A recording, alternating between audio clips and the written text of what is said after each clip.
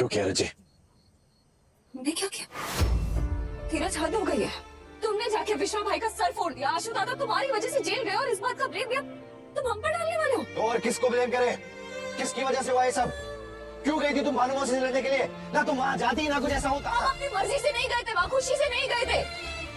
हम वहाँ गए थे क्योंकि तुम हमें इतनी खरी खोटी सुनाते हो, ऐसी ऐसी बातें बोलते हो, इसलिए गए थे हम वहाँ पे। लाजवंती आंटी को भानु मासी ने जाकर बता दिया पापा के एफआईआर के बारे में, तब भी तुम हम पर बरस रहे थे जैसे कि अभी हम पर बरस रहे हो।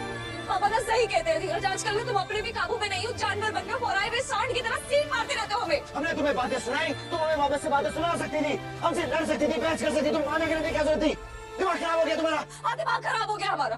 दिमाग खराब है, इसीलिए तो अपनी भानु माँ के सामने भीख मांगने चले गए कि इस परिवार के लोगों को अकेला छोड़ दे। दिमाग खराब है हमारा, इसीलिए तो गिड़गिड़ा रहे थे उनके सामने कि आशु दादा की शादी हो जाने दे, इस दुश्मनी को खत्म कर दे।